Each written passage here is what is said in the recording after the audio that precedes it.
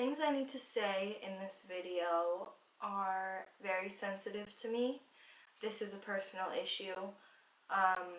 There's going to be at least 2 parts to this video. This hits home for me. I had problems like this in school when I grew up, and no one did anything for me, which is the exact reason why I think my life went the way it did. Because these years, these early years, these first school experiences are so crucial to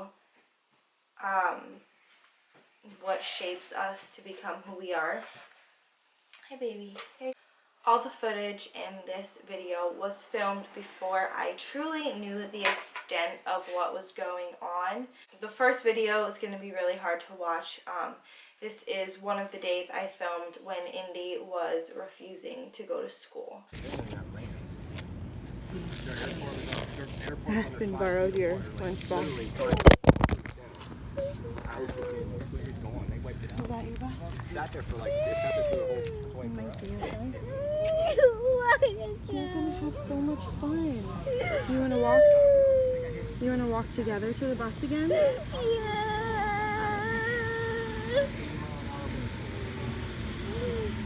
Is it my bus? Nope. You're 26. And that's 23.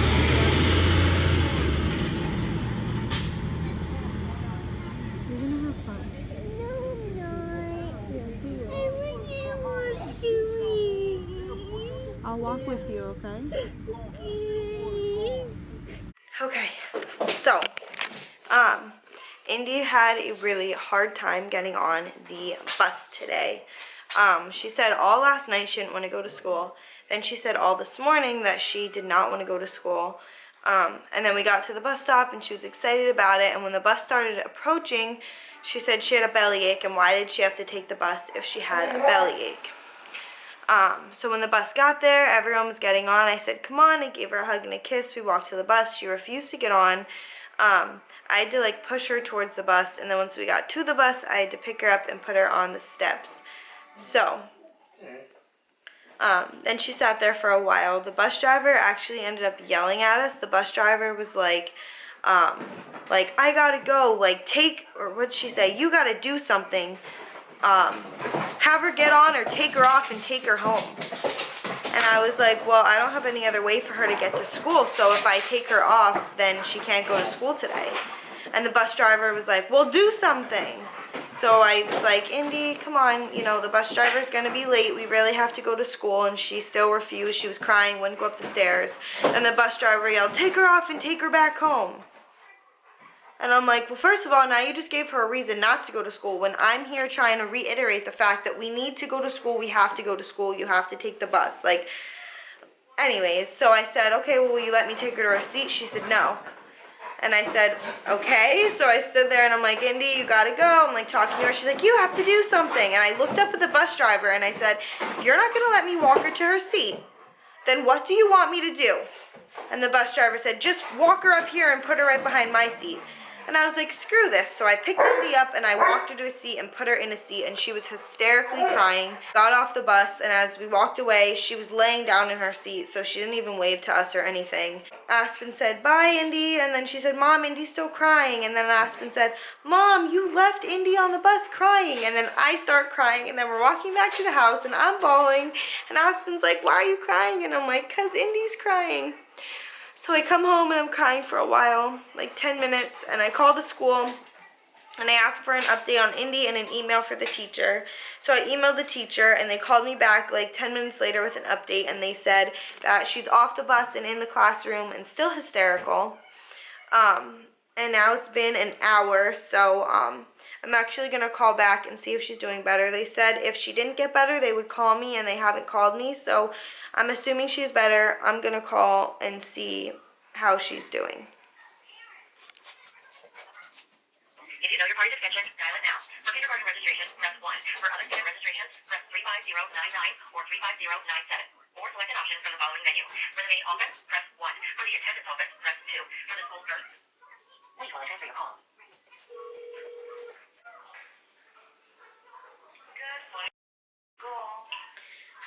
I had called earlier about my daughter, and I just wanted to know if she had settled down. I can try and call the room again. I'm not quite sure if they're there or if they're out on activity. Hold on. Okay.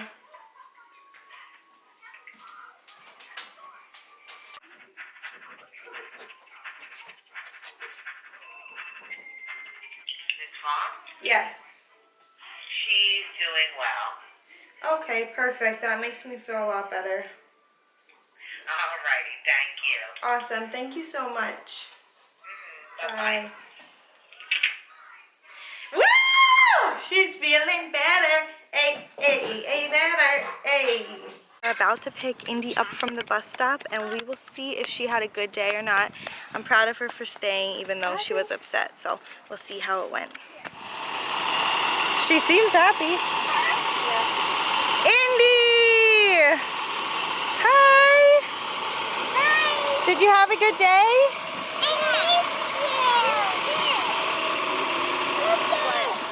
We got you an LOL too. Thank you, Mama. Do you want to go open it? Yeah. Okay, come on. What? Yeah. I'm After that day, I struggled with her in the morning before school many days. There was many days where I had to walk her to the bus and she didn't want to go, and I had to fight with her all morning. I have a couple clips of me walking her to the bus in the mornings. Have a good day, okay? Bye.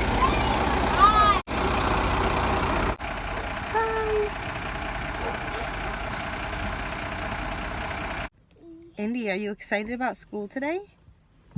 No. I'm stumped about school. You're stumped.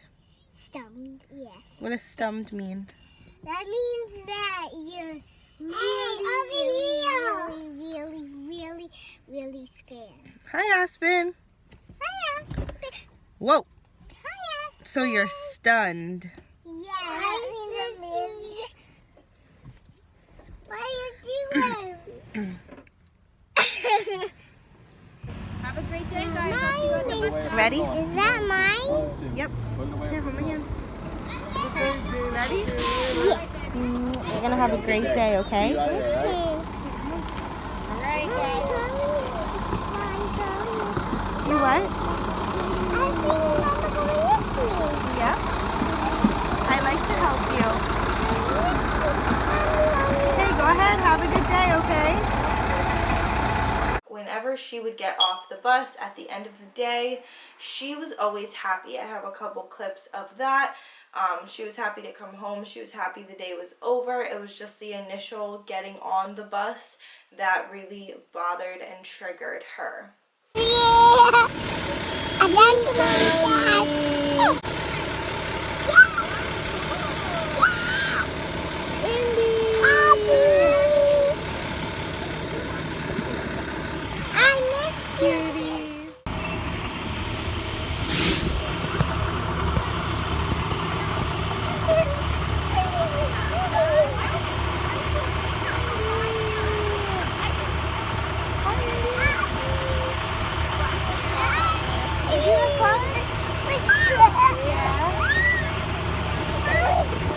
Ready?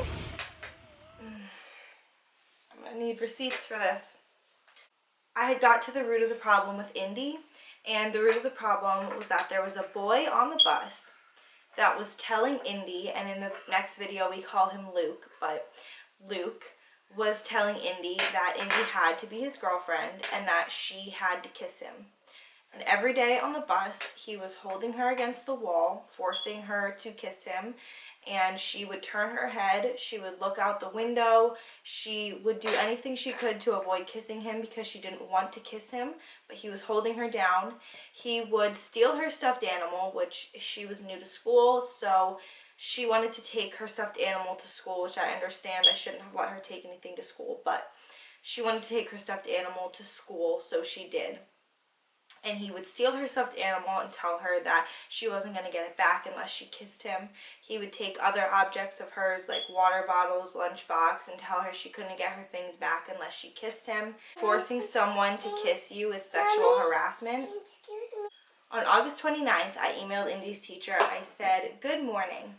Indy had an okay morning preparing for school, but cried as I forced the bus on her. She is now saying she doesn't want to go to school or take the bus. I don't know how to help her adjust to starting school.